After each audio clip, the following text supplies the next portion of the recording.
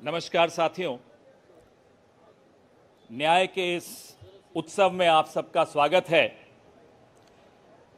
हम सबकी नेता और हमारी नैतिकता की स्रोत श्रीमती सोनिया गांधी, हमारे राष्ट्रीय अध्यक्ष और हमारी प्रेरणा का स्रोत श्री मल्लिकार्जुन खड़गे जी, हमारे पूर्व राष्ट्रीय अध्यक्ष और हमारी ऊर्जा के स्रोत श्री राहुल गांधी जी, इस न्याय पत्र को मूर्त रूप देने वाले श्री पी चिदम्बरम जी, हमारे संगठन महासचिव श्री के वेणुगोपाल जी, आप सबका स्वागत है।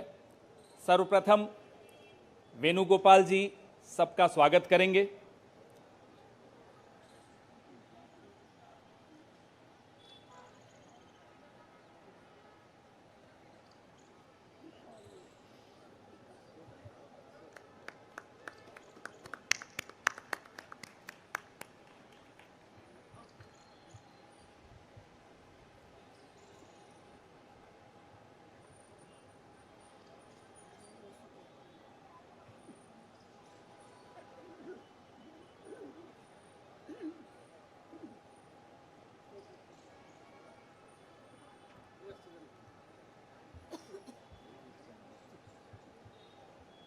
धन्यवाद वेणुगोपाल जी। साथियों, हमारे नेतृत्व के लिए और हमारी पार्टी के लिए न्याय केवल एक शब्द नहीं है। न्याय संघर्ष है, न्याय तपस्या है और न्याय हक है। सबसे पहले इस कार्यक्रम को आगे बढ़ाते हुए हम न्याय पत्र का विमोचन करेंगे, उसको जारी करेंगे। मैं माननीय कांग्रेस अध्यक्ष श्री मल्लिकार्जुन खड़गे साहब से आग्रह करूंगा कि वो न्याय पत्र को जारी करें।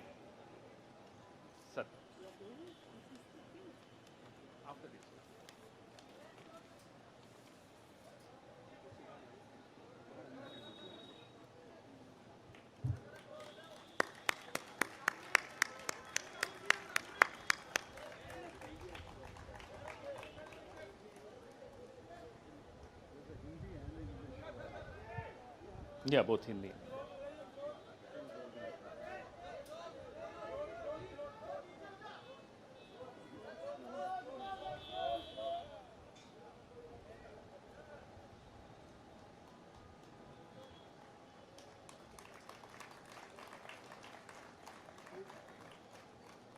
धन्यवाद। अब मैं मैनिफेस्टो कमेटी के अध्यक्ष श्री पी चिदम्बरम साहब से आग्रह करूंगा कि वो इस न्याय पत्र के विषय में कुछ इस पर प्रकाश डालें, आपसे चर्चा करें।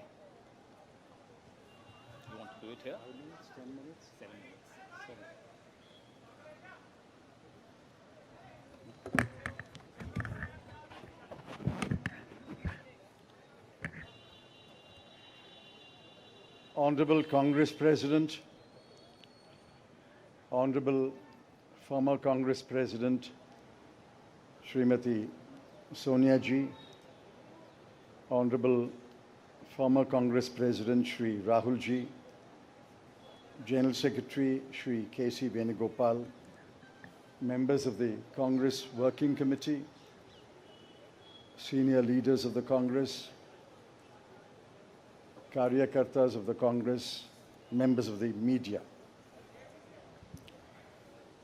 I'm thankful to the Congress President for releasing the Congress Manifesto for the 2024 elections. Earlier, the draft Congress Manifesto was thoroughly discussed in the Congress Working Committee. The recommendations of the members of the Congress Working Committee were taken into consideration, and with the final approval of the Congress President, some changes were made to the draft manifesto. And what we have today is the final manifesto approved by the Congress Working Committee and the Congress President. The broad theme of the manifesto is justice. Every aspect of justice has been threatened, weakened, diminished, and in some cases denied in the last 10 years, especially in the last 5 years. Members of the media will recall that in 2019, we had warned of what is likely to happen between 2019 and 24 should the BJP come back to power. We were not soothsayers, but we were active workers on the ground who could sense what is happening in this country. I'm sorry to report that what we had predicted in 2019 has come to pass in 2024. We had said institutions will be diminished or captured. That has happened. We had said freedom will be restricted, and that has happened. We had said that the weaker sections of the people will be denied their rights and their privileges. That has happened. We had said that Parliament will be diminished.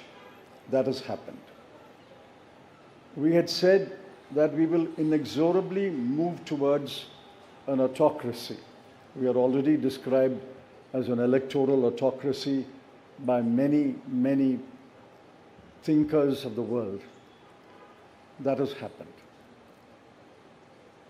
While we are unhappy that what we had predicted has happened, we have in this manifesto suggested bold measures to reverse the damage that has happened in the last 5 to 10 years. The overall theme of the Congress manifesto is 3 powerful words: work, wealth, and welfare. I shan't take long. I'll explain each word in one sentence. Work means we must create jobs. If anybody had any doubt, read the report of the ILO that was released 10 to 15 days ago. The government came up with a lame defense through the chief economic advisor, but the defense only made it worse. The ILO report shows that unemployment has assumed monstrous proportions in this country. Yesterday, the media carried a report that 30% of the outgoing class in the Indian institutes of technology, the premier institutions of our country, are unemployed. They have not been placed. Jobs, jobs, jobs is a cry everywhere in India. Work encapsulates that section on work. The sections on work encapsulates what we will do to create jobs. The second is wealth. Wealth must be created before it is distributed.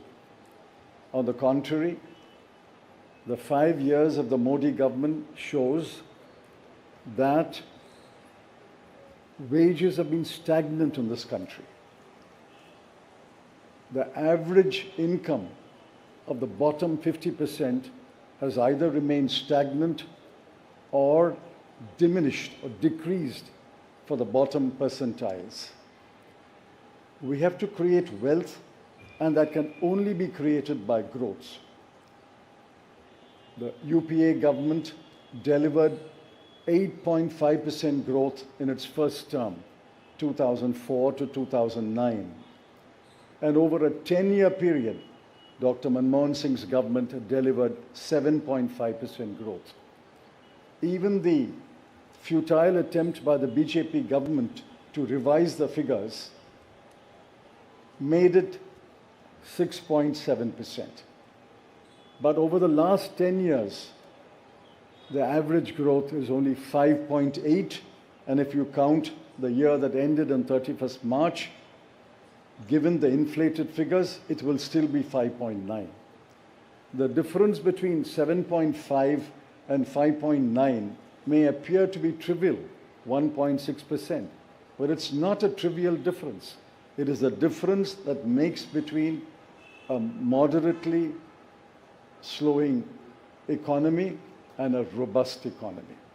So the second broad theme is wealth.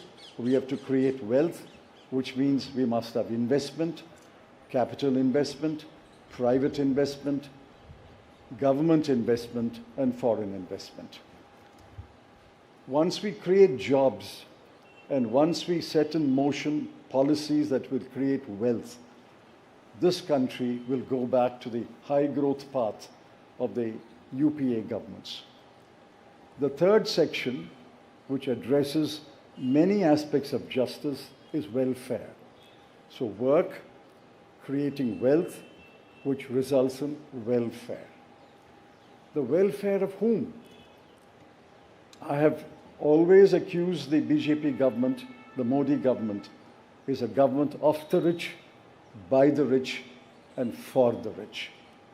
This government is driven only by the interests of the top 1% of this country. But we have to look at the bottom 50%.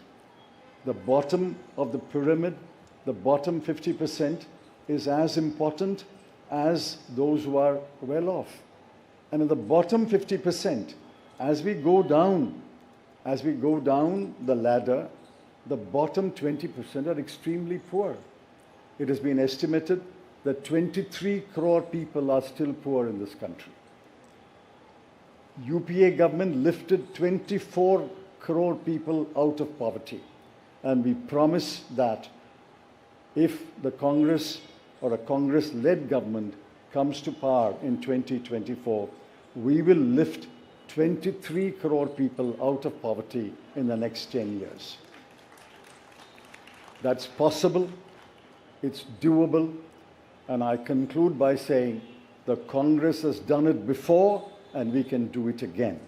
I appeal to all of you to spread the message of this manifesto to the nook and corner of this country and ask the people to vote for the hand symbol and to vote for all our allied parties throughout this country. Thank you.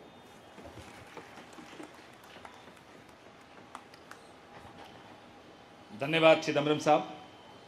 मैं माननीय राष्ट्रीय अध्यक्ष श्री मल्लिकार्जुन खड़गे साहब से आग्रह करूंगा कि वो दो शब्द कहें।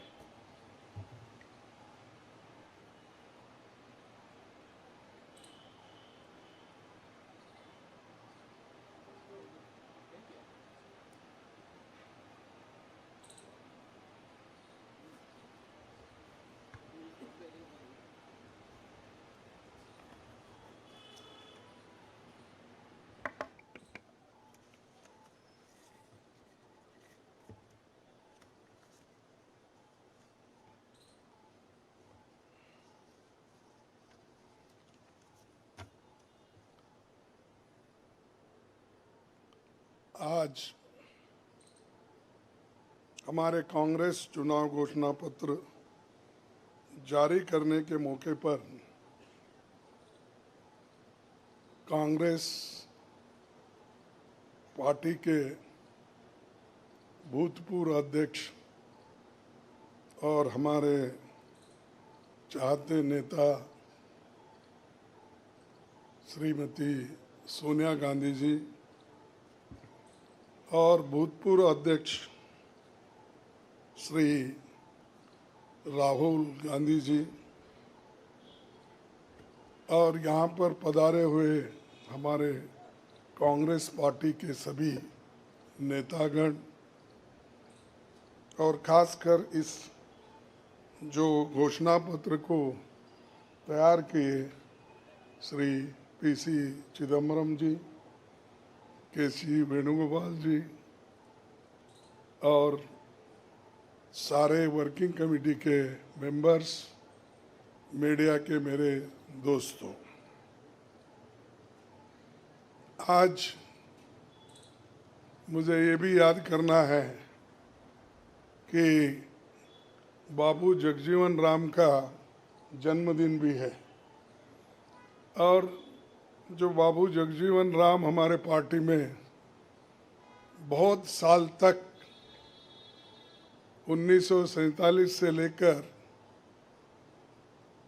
1984 तक 1984 तक वो इस पार्टी में रह के काम किए। फिर जो कुछ उनका कंट्रीब्यूशन था, ये बड़ा कंट्रीब्यूशन मिनिस्ट्री में उन्होंने किया। ऐसे दिन आज हम ये घोषणा पत्र गरीबों के लिए हम अर्पित कर रहे हैं। आज भारतीय राष्ट्रीय कांग्रेस के 2024 के लोकसभा चुनाव का घोषणा पत्र जारी किया जा रहा है।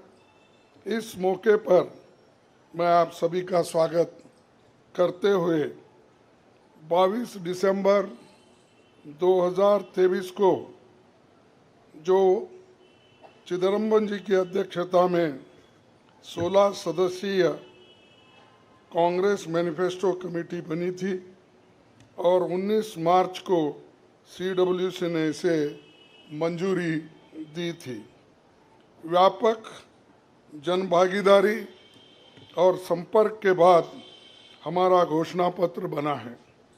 इसके लिए वेबसाइट आवाज भारत की बनी, जिस पर भी काफ़ी सुझाव मिले। हमारा ये घोषणा पत्र देश के राजनीतिक इतिहास में न्याय के दस्तावेज के रूप में याद किया जाएगा। राहुल जी के नेतृत्व में चली भारत जोड़ो न्याय यात्रा में 5 पिलर्स पर ध्यान केंद्रित किया गया था। यात्रा के दौरान युवा न्याय, किसान न्याय, नारी न्याय, श्रमिक न्याय और हिस्सेदारी न्याय की घोषणा की गई थी। जहाँ कहीं भी हम गए इन न्याय की बात हमने करी थी और इसकी गारंटी भी हमने दी है। इन 5 पिलर्स में से 25 गारंटी निकलते हैं। हर 25 गारंटी ने किसी ना किसी को लाभ मिलने का इसके अंतर्गत यहाँ पर हमारे मैनिफेस्टो में भी है और इसके लिए जो हम पहले से ही करते हुए आए हैं वो भी हमने इसका उल्लेख किया है। मैं कुछ बातें आपके सामने रखना चाहता हूँ। खासकर युवा न्याय के तहत हर शिक्षित युवा की पहली नौकरी अप्रेंटिसशिप के साथ पक्की हो जाए, ऐसी एक गारंटी हम दे रहे हैं। और उसके लिए हम 1 लाख रुपए, उसके लिए हम एक अप्रेंटिसशिप कोर्स करने वालों को खर्च करेंगे और इससे ये फायदा होगा, किसी ना किसी जगह उसको पक्की नौकरी मिलेगी, क्योंकि ये स्किल डेवलपमेंट के तहत और बहुत से इंडस्ट्रीज में इनको काम मिलेगा। नारी न्याय के तहत गरीब परिवार की महिला को सालाना 1 लाख की मदद देंगे। कोई तालियां नहीं बजा रहे, क्या बात है? गरीब परिवार की महिला को सालाना 1 लाख की मदद देंगे और किसान न्याय के तहत किसानों की कर्ज माफी और MS की कानून की गारंटी भी हम देंगे।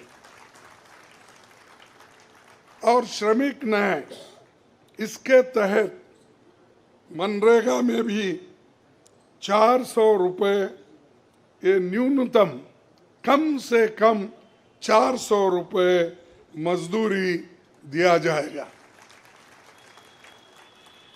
हिस्सेदारी न्याय में सामाजिक आर्थिक समानता के लिए हर व्यक्ति और हर वर्ग की गिनती या जातीय जनगणना होगी, जिससे सबको फायदा होगा, या किसी के फॉर में किसी के अगेंस्ट में ये नहीं है कि हालात को समझने के लिए ये जातीय जनगणना करेंगे, जैसा कि एससी एसटी की जातीय जनगणना होती है। और वैसा ही जो पिछड़े लोग हैं और भी ये अपर कास्ट में भी गरीब लोग हैं, सबकी हालत क्या है ये जानने के लिए हम जातीय जनगणना कराएंगे और इसका फायदा हर वर्ग को मिलेगा। हमारे घोषणा पत्र में संवैधानिक न्याय कॉन्स्टिट्यूशनल जस्टिस खंड में लोकतंत्र बचाओ, भय से मुक्ति से लेकर मीडिया, न्यायपालिका आजादी, भ्रष्टाचार के खिलाफ मुहिम जैसे मुद्दे, कला संस्कृति जैसे विषय भी है। आर्थिक न्याय इकोनॉमिक जस्टिस खंड में आर्थिक नीतियों, बेरोजगारी, टैक्सेशन और टैक्स रिफॉर्म्स, ये सारी चीज़ें उसमें हम लाएंगे। इंडस्ट्री और इंफ्रास्ट्रक्चर पर ठोस काम हम करेंगे। राज्य न्याय जस्टिस फॉर द स्टेट्स में संघीय विकास पूर्वोत्तर भारत पर रोशनी हम डाले हैं, और जहां कहीं भी फेडरल स्ट्रक्चर को धोखा होगा, हम उस वक्त अपनी आवाज़ उनके साथ भी उठाएंगे, और जब हमारी गवर्नमेंट आएगी तो उनको बराबरी का हिस्सा देंगे, और ताकि वो पैसे के लिए तरस ना हो, चाहे वो ड्रॉट हो, फ्लड हो, डिसास्टर्स हो, इसके लिए नेचुरल डिसास्टर, इन सब के लिए फेडरल गवर्नमेंट को कानून के तहत जो मदद मिलना चाहिए वो हम जरूर उनको दिलाएंगे। उसी के साथ देश की प्रतीक्षा और आंतरिक सुरक्षा के महत्व को ध्यान में रखकर रक्षा न्याय की भी खंड है, जिसमें विदेश नीति भी है, और विदेश नीति हमारी अब तक सफल हुई है, और उसी नीति पे अगर ये लोग काम करते थे और ठीक ढंग से चलते थे, और बहुत से मुश्किल हमको आज जो आ रहे हैं वो कभी नहीं आते थे। तो इसीलिए हम अपना रक्षा न्याय का देश की रक्षा के लिए पूरा हम काम करेंगे। आखिरी एक महत्व का बिंदु पर्यावरण न्याय भी देंगे। आप सभी से मैं अनुरोध करूंगा कि घोषणा पत्र को बारीकी से देखें, पढ़ के इसमें आपको भविष्य के भारत की शानदार नया तस्वीर दिखेगा, और इसके लिए आप ठीक ढंग से आप काम कर सकते हो। आजादी के बाद 1951-52 में चुनावों से राजनीतिक दल घोषणा पत्र जारी करते समय बहुत से दावे करते हैं लोग, पर कांग्रेस हमेशा जमीनी हकीकत पर चलती है। 1951 में पंडित जवाहरलाल नेहरू के नेतृत्व में हमारा जो घोषणा पत्र जारी हुआ, उसका नाम था व्हाट कांग्रेस स्टैंड्स फॉर। उसका नाम था व्हाट कांग्रेस स्टैंड्स फॉर। पहले घोषणा पत्र को लेकर ये टिप्पणी की गई थी, no exaggerated claims were made, no ambitious plans to entice public or deceive the electorate had been placed before them. A realistic, view of what was capable of achievement and implementation alone was presented. ये पंडित जवाहरलाल नेहरू जी के ज़माने में घोषणा पत्र दी थी जो realistic है, जो ग्राउंड लेवल पे हम कर सकते हैं, उसी के बारे में उन्होंने बोला था। किसी को फंसाने के लिए नहीं, झूठ बोलने के लिए नहीं, हम जो भी कहते हैं वो करके दिखाते हैं, ये उनका कहना था। और वही आज भी हम कर रहे हैं, जो कर सकते हैं वही हम इसमें घोषणा पत्र में लिखे हैं। और बहुत से हमारे विद्वानों से भी हम बात किए हैं कि इसमें क्या कर सकते क्या नहीं कर सकते, उनके सलाह के मुताबिक ही आज हमने ये सारी चीज़ें आपके सामने रखे हैं। ये हमारा 139 ईयर्स साल का शानदार इतिहास है। ये देश के सामाजिक आर्थिक विकास की गति को बहुत तेज करेगा। किसानों, मजदूरों और महिलाओं, युवाओं, गरीबों, वंचित तबकों के विकास के जो बंद दरवाजे हम खोलेंगे, क्योंकि एक मोदी सरकार में ये सारे दरवाजे गरीबों के लिए, महिलाओं के लिए, युवाओं के लिए बंद है। हम जब सत्ता में आएंगे ये दरवाजे सब हम गरीबों के लिए खोल देंगे, उनका विकास करेंगे, ये हमारी प्रतिज्ञा है। डॉक्टर मोदी जी, डॉक्टर मनमोहन सिंह के नेतृत्व वाली हमारी यूपीए सरकार की बहुत आलोचना करते हैं, लेकिन उस 10 साल में हमने MNREGA, right to education, RTI, खाद्य सुरक्षा, वनाधिकार, भूमि अधिग्रहण कानून और रेहड़ी पटरी वालों की अधिकार समेत कई कदम हमने उठाया है।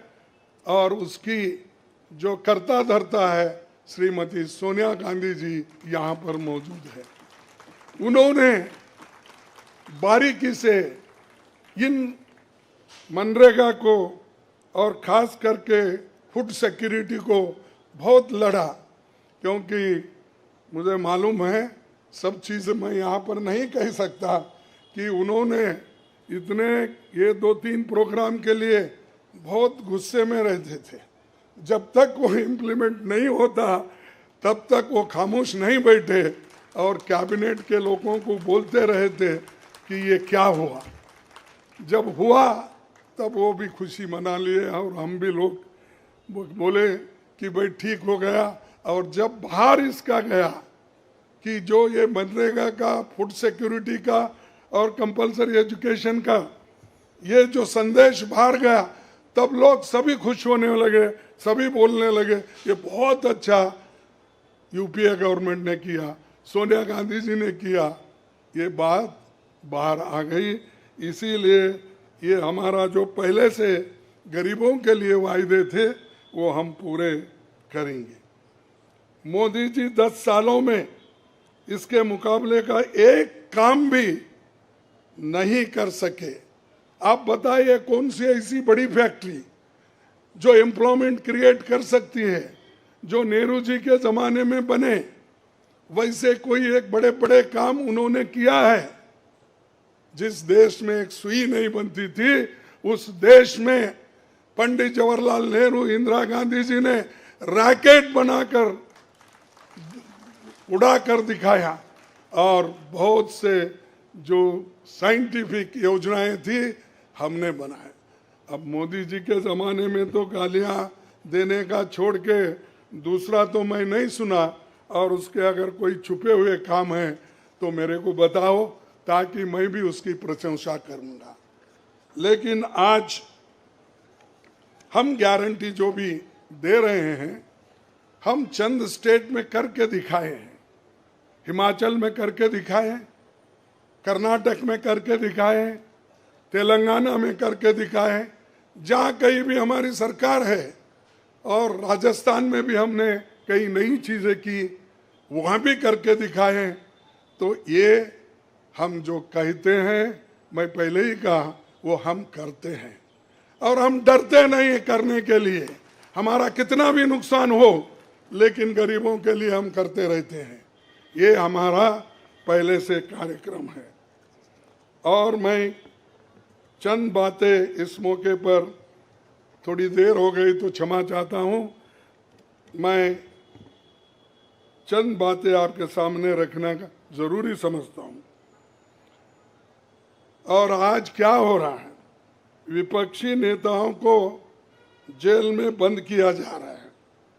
चुनाव में सबको समान अवसर नहीं है और कई मुकदमे एक के ऊपर एक, छोटी छोटी, और हमारे पार्टी के ऊपर इतना बड़ा जुल्म किया और इतने हमारे को पेनल्टीज डाले। 3,567 करोड़ रुपए का हमारे ऊपर उन्होंने पेनल्टी डाली। क्या ये लेवल प्लेइंग ग्राउंड है? और ये हमारे ऊपर आज हो रहा, कल मीडिया के ऊपर होगा, मीडिया हाउसेस के ऊपर होगा, सबके ऊपर होगा। तो इसीलिए इसको, इस देश के डेमोक्रेसी को बचाना है, संविधान को बचाना है। इसलिए हम सब लोग, देश के लोग एक होना चाहिए और लड़ना चाहिए। और जो ऑटोक्रेटिक मोदी साहब है, उनको हटाना चाहिए। ये मेरा आपसे विनती है। जब तक आप ये काम नहीं करेंगे, तब तक हम सिर्फ बातों से नहीं होगा। आप लोग घर घर जाके, और हमारी गारंटी कार्ड जो है, इन गारंटी कार्डों को घर घर तक पहुंचाने का काम हमारे कार्यकर्ता करें। जब तक आप घर घर नहीं जाएंगे, वोटर से नहीं मिलेंगे, कुछ भी होने वाला नहीं है। सिर्फ स्लोगन से या मेरे भाषण से कुछ बदलाव होने वाला नहीं। बदलाव होगा तुम जनता से जब मिलेंगे, घर घर जाएंगे, महिलाओं से मिलेंगे, युवाओं से मिलेंगे, और जितने भी हमारे पेरेंट्स हैं, बड़े हैं, उनसे मिलके, किसानों से मिलके आप लोग काम करेंगे, तभी हम कुछ हासिल कर पाएंगे। तो इसीलिए मैं आपसे विनती करूंगा, ये काम हमारा आप करेंगे और इस ऑटोक्रेटिक सरकार को हटाने के लिए आप काम करते रहेंगे। अब बीजेपी का तो ऐसा है, चंदा दो धंधा लो, चंदा दो धंधा लो, कॉन्ट्रैक्ट लो, पैसे दो। तो उन्होंने काम किया और वो कहते हैं कि भ्रष्टाचार मिटाऊंगा। अरे भाई, 25 लोग हमारे बड़े बड़े नेताओं को आपने लिया और 25 नेताओं में 2 को तो एक पूरा एक्सोनरेट किया और 23 लोगों को फिर उनको भी एक्सोनरेट किया। अरे शाह साहब के वॉशिंग मशीन में इतने लोग जो भी जा रहे हैं क्लीन होके आ रहे हैं, और भ्रष्ट लोग तुम्हारे साथ है, बदनाम हमको कर रहे हैं। मेरे पास तो नहीं है ना, मेरे पास जब तक थे तो आपने बोला वो भ्रष्ट है, फिर आप वो क्लीन कैसा हो गए, प्रामाणिक कैसा हो गए, ठीक कैसा हो गए? तो ये खुद ही इधर डराते हैं, उधर सब चोरों को लेते हैं। तो ये मेरा कहना है। इसीलिए आप इस बात को सोचिए, और हम सालों से गरीबों की सेवा करते हुए आए हैं, आगे भी हम करते रहेंगे। और जितने भी उन्होंने काम किया, मैं यहाँ गिनता नहीं, क्योंकि रेलवे में क्या किया, इन्फ्लेशन का क्या किया, अनएम्प्लॉयमेंट का क्या किया, ये सारे अगर बोलते कहूँ तो आप भी थक जाएंगे। तो इसीलिए मैं ज़्यादा नहीं बोलता, आप सबको मालूम है, और हमारे पूरे इलेक्शन मैनिफेस्टो में वो चीज़ वहाँ पर है। इसीलिए आप तमाम को मैं धन्यवाद अर्पित करता हूँ कि आप ऐसे वक्त जो हमको साथ दे रहे हैं, जिस वक्त लोग डर डर के चंद लोग भाग जा रहे हैं। वो डरने वाले कौन है? जो आदमी कुछ चोरी करता है वही डरता है। जो आदमी ठीक है, अपने उसूलों पे खड़ा है, उसको कोई नहीं डराता। अगर डराएगा तो भी वो उसूलों पे ठहरे हुए लोग डरेंगे नहीं। तो इसीलिए हम लोग डरने वाले नहीं। हमारे नेता श्रीमती सोनिया गांधी जी, राहुल गांधी जी, डर उनमें नहीं है और डर का नाम भी नहीं है। और डर ये शब्द उनके पास नजदीक आता नहीं। वो डर सिर्फ मोदी को है, क्योंकि वो हमारे लोगों को ले लेके 400 पार बोलते फिर रहा है। अरे मणिपुर जैसे एरिया में नहीं जा सके, देश में विदेश में 14 फेरियां लगाए, देश में इलेक्शन का प्रचार सरकारी फंड से किया गया, सरकारी वैन से किया गया, लेकिन मणिपुर वो देखे नहीं। क्यों नहीं गए भाई? आपकी तो 56 इंच की छाती है, आपको डर कुछ भी नहीं है। हाँ, आप जा सकते हैं, लेकिन वहां हमारे नेता राहुल गांधी जी जा सकते हैं लोगों के साथ। आप क्यों नहीं जा सकते? क्योंकि आपको डर है, और डरने वाला आदमी देश की भलाई कभी नहीं करता। बाय चांस आया, अब आगे लोग उसको देखेंगे और आप भी मजबूती के साथ हमारे साथ खड़े होंगे। इतना ही कहते हुए मेरे 4 शब्द को समाप्त करता हूं। जय हिंद।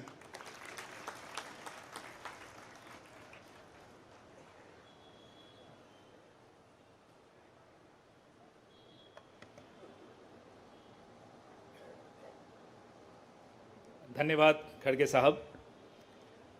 मीडिया के मित्रों, आपके मोबाइल पर सॉफ्ट कॉपी हिंदी और अंग्रेजी की हमारे न्याय पत्र की पहुंच चुकी है। कार्यक्रम के पश्चात उसकी फिजिकल कॉपी भी आपको दे दी जाएगी। कार्यक्रम को आगे बढ़ाते हुए अब 10 मिनट आपके सवाल जवाब होंगे और इसमें अनुशासन रखिएगा। सबसे पहले एजेंसीज को मौका दिया जाएगा, तो एएनआई सबसे पहले अपना सवाल पूछे।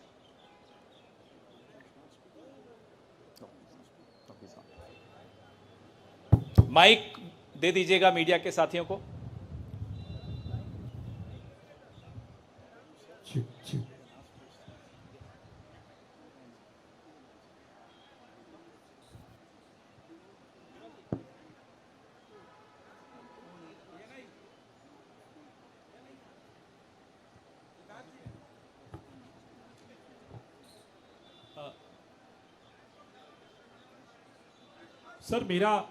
सर मैं सिद्धार्थ हूँ एएनआई से।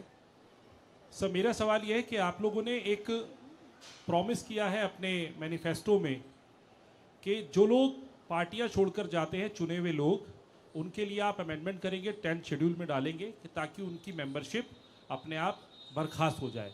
क्या इस तरीके की परिस्थितियां जो आज बन रही है, खासकर आपकी पार्टी इसको देख रही है, इसको ध्यान में रखते हुए आप लोगों ने मैनिफेस्टो में इसको डाला है?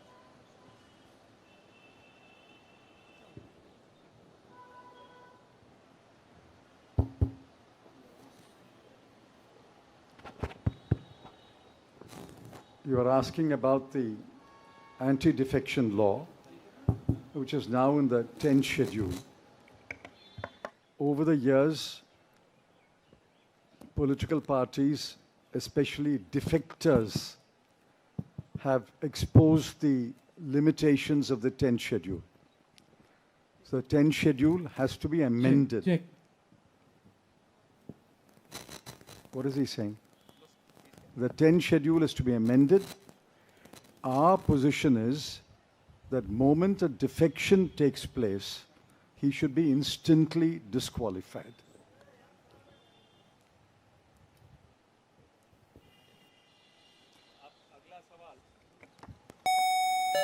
अगला सवाल PTI.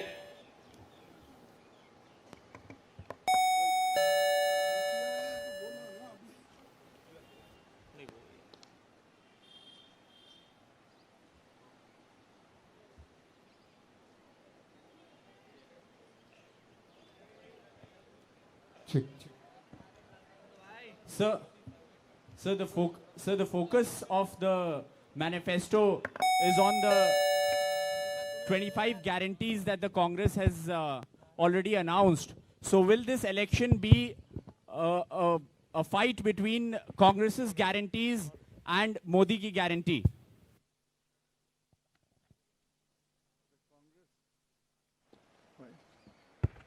The Congress guarantees are concrete guarantees. We have spelt out in English and Hindi and in due course in different languages what each guarantee means, what each guarantee will deliver to the people. Mr. Modi's guarantees are only in order to ensure that he is guaranteed a third-term job. Where is the guarantee? What happened to the guarantee of 2 crore jobs? What happened to the guarantee of 15 lakhs in the account of every Indian? What happened to the guarantee of doubling farmers' income? What happened to the guarantee of raising India's GDP to 5 trillion? I can offhand narrate at least 50 such promises of Mr. Modi. Mr. Modi's promises are empty promises. Our 25 guarantees are concrete guarantees.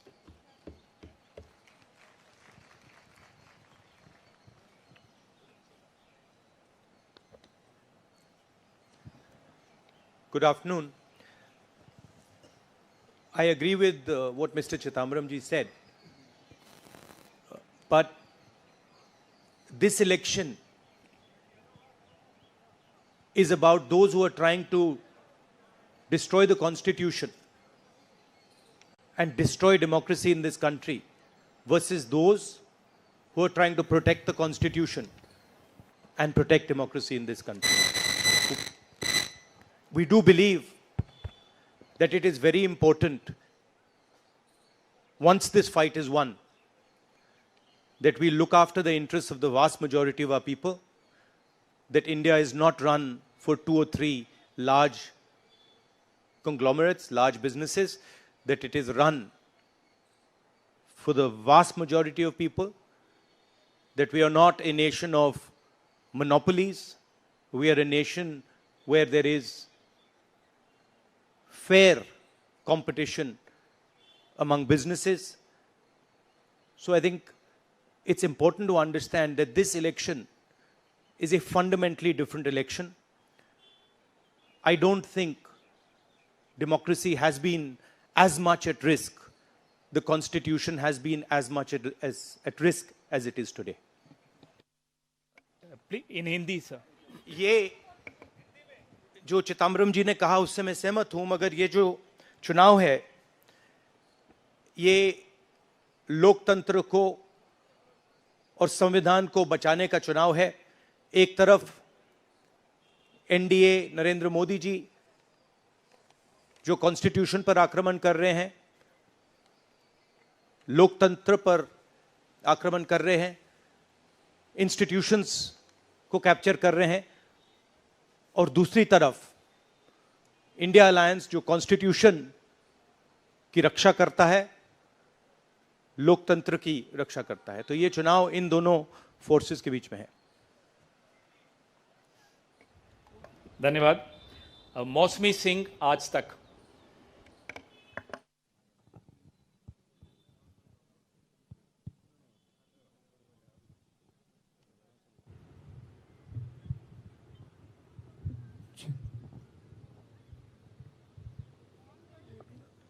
Rahul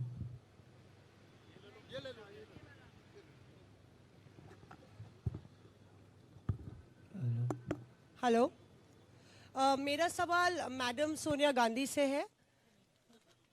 ma'am, अगर आपसे सवाल, राहुल जी, आपने OPS को लेके लगातार जो है झंडा बुलंद किया है। तमाम सरकारें आपकी, उन्होंने ओपीएस का वादा किया था। चिदम्बरम साहब, you had promised OPS and in Himachal and Rajasthan you implemented OPS, but in the manifesto the OPS scheme is missing. So is there a reflects, is there a introspection that it's not viable economically? Is it that? It's not missing as such. It's very much on our minds. But please remember the developments that have taken place in the last 4 months.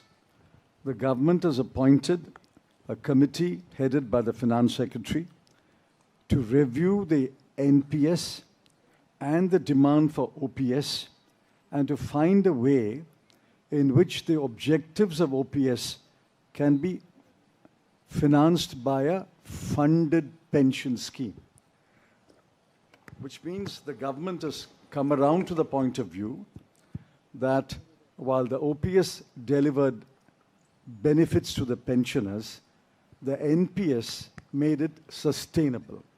Now a committee has been appointed under the Finance Secretary, and unless we receive the report of that committee and review it, it would be premature to take a stand on the OPS-NPS controversy. It's very much on our minds, and we will come out with our position once the committee's report is received. Arun Kumar Singh. मेरा सवाल राहुल जी आपसे है। Rahul ji, hello. Rahul ji, सीधे सीधे इधर, front. सवाल आपसे यह है कि 2014 में जैसे ही मोदी सरकार आई थी, आपने एक बयान दिया था और आपने ये कहा था कि देखते जाइए धीरे धीरे कॉन्स्टिट्यूशनल इंस्टीट्यूशंस जितने भी हैं देश पे, उस पे आरएसएस और बीजेपी का कब्जा हो जाएगा। अब आप ये कह रहे हैं कि हो चुका है और आप कह रहे हैं कि हम कानून भी लाएंगे। क्या आपको ऐसा नहीं लगता राहुल जी कि ये जब आप करेंगे तब बीजेपी आपके ऊपर ये आरोप लगाएगी कि चूंकि केसेस जो है या पूछताछ विपक्ष के नेताओं से ज्यादा हुई, इसलिए ये प्रतिक्रिया में लाया गया रिएक्शनरी लॉज अमेंडमेंट होंगे ये?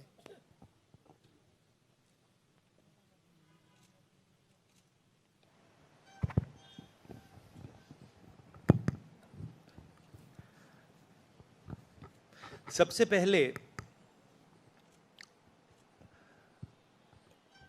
ये समझना होगा कि हिंदुस्तान के राजनीतिक स्ट्रक्चर में हो क्या रहा है। आरएसएस ने और बीजेपी ने और खासतौर से नरेंद्र मोदी जी ने जो स्ट्रैटेजी बनाई है, उसका फाउंडेशन क्या है, उसकी नींव क्या है, सबसे पहले यह समझना है। नरेंद्र मोदी जी ने जैसे अदानी जी की मोनोपोली है पोर्ट्स पर, इंफ्रास्ट्रक्चर पर, डिफेंस में, वैसे नरेंद्र मोदी जी ने पॉलिटिकल फाइनेंस की मोनोपोली बनाई है। कैसे बनाई है? ED, CBI, income tax department का प्रयोग करके। अगर आप बॉन्ड स्कीम्स को देखें तो उसमें साफ दिख जाता है कि नरेंद्र मोदी जी ने, बीजेपी ने एक प्रकार से पॉलिटिकल फंडिंग एक्सटॉर्शन से, धमकी से, प्रेशर से बनाई है। खारगे जी ने कहा जो भी भ्रष्ट हैं वो सब बीजेपी में जा रहे हैं।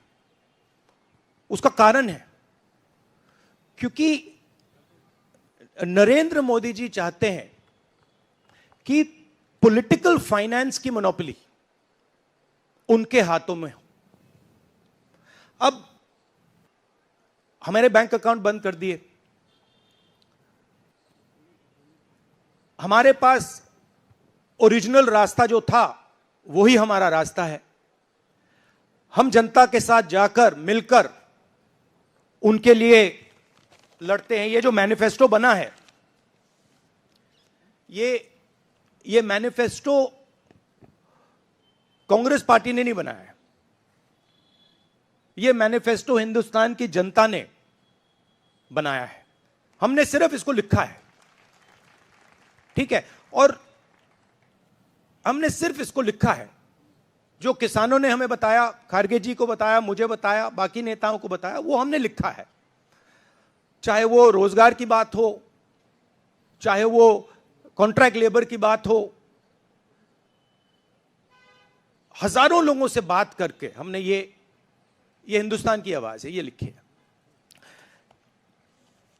मगर जो राजनीति में आज हो रहा है वो क्लियर है कि सब पार्टीज को नरेंद्र मोदी, ईडी, सीबीआई, इन इंस्टीट्यूशंस को कैप्चर करके फाइनेंशियली मोनोपोली बना रहे हैं अपनी। और चुनाव के बाद रियलिटी है कि ये जो फाइनेंशियल मोनोपोली बड़ी इंटरेस्टिंग चीज है, क्योंकि सारा इंफॉर्मेशन, सारा का सारा इंफॉर्मेशन, किससे एक्सटॉर्शन किया है, किसको कॉन्ट्रैक्ट दिया है, कॉन्ट्रैक्ट देने के बाद उसने कितना पैसा दिया है, वो पूरी ब्लूप्रिंट, पूरी की पूरी ब्लूप्रिंट इलेक्टोरल बॉन्ड्स में लिखी हुई है। तो नरेंद्र मोदी जी ने आज नहीं तो कल ऑपोजिशन को पूरी chargesheet, proof sheet electoral bonds के थ्रू पकड़ा दी है। तो इसीलिए थोड़ा टेरर हो रहा है उनको, इसीलिए नंबर निकला है 400 पार। इसलिए ये महाराष्ट्र में हमारे नेता ले जा रहे हैं, हरियाणा में सब जगह हमारे नेता ले जा रहे हैं, क्योंकि इनको लग रहा है कि भैया अगर 400 पार नहीं 180 हो गई, 160 हो गई, 140 हो गई तो नैया पार हो जाएगी। Thank you. आशीष सिंह।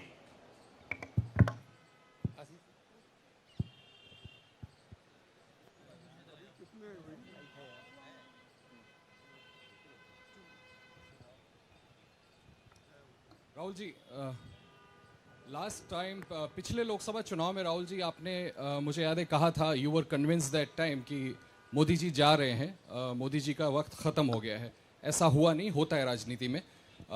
इस दफ़ा नरेंद्र मोदी को आप कितनी बड़ी राजनीतिक चुनौती मानते हैं सर 2024 के चुनाव में? देखिए, 2019 में ये शुरू हुआ, आज ये एक तरह पीक पे पहुंच गया है।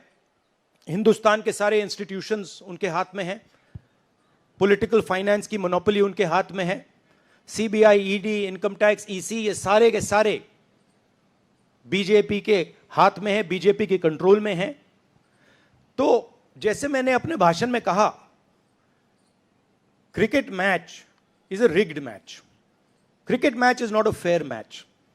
उसमें चाहे सोशल मीडिया की बात करें, आप हमारे नेताओं के, ऑपोजिशन नेताओं की सोशल मीडिया देख लीजिए, मेरा यूट्यूब देख लीजिए, मेरा फेस टाइम देख लीजिए, फेसबुक देख लीजिए, इंस्टाग्राम देख लीजिए, तो ये सारा का सारा स्ट्रक्चर कंट्रोल्ड है, रिग्ड है। इसलिए बहुत जरूरी है कि जनता इस बात को समझे कि ये नॉर्मल चुनाव नहीं है, ये लोकतंत्र को बचाने का, संविधान को बचाने का चुनाव है, और इसको लड़ना और जीतना बहुत जरूरी है। ये चुनाव 2-3%, 5% और बाकी हिंदुस्तान के बीच में चुनाव है।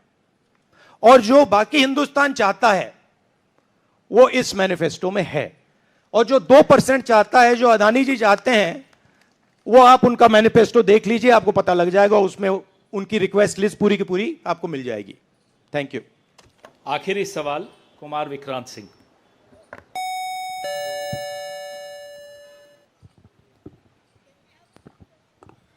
राहुल जी, 2009 में आपको भी याद होगा, उस वक्त मैनिफेस्टो में 2 तस्वीरें थी, मनमोहन सिंह जी की और सोनिया गांधी जी की।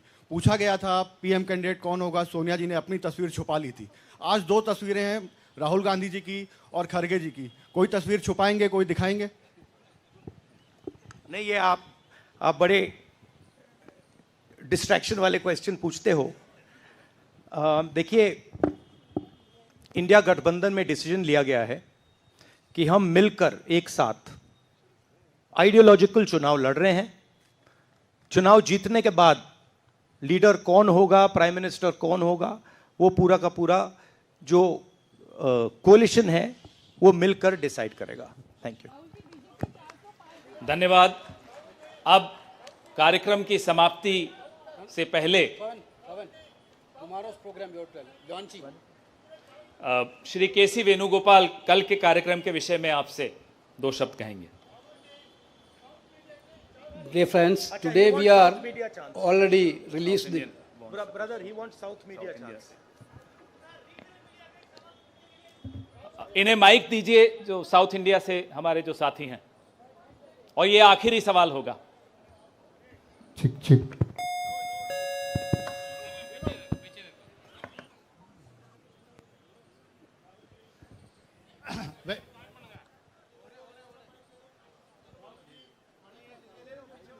Vanakkam. South India's mic is not on, brother. But you have a very strong voice. You can speak without the mic. Sir, Vanakkam. Vanakkam. Venkatraman from Dinamala from Tamil Nadu. Advance congratulations to the Congress party, which is due to this serious campaign by the DMK party and Congress leaders. You are going to get 10 out of 10 seats from Tamil Nadu in the forthcoming parliament election. Do you think the same trend will you expect from the across the country? Well, you know, I'm not a soothsayer. Unlike many political commentators, I can't predict the future. But what I'm confident of is that this is a much closer election than is being propagated by the media. It is a close election, and we are going to fight an excellent election, and we are going to win the election. Thank you. Please do remember one thing. Please do remember that there was a similar feeling being generated by the press when Mr. Vajpayee was Prime Minister. There was the India Shining campaign. So we have a similar idea being propagated. India Shining with 2-3 new dimensions. International dimension, all sorts of new dimensions. Full support by the monopolists in the country. But do remember what happened to the India Shining campaign. And do remember who won that campaign. Thank you.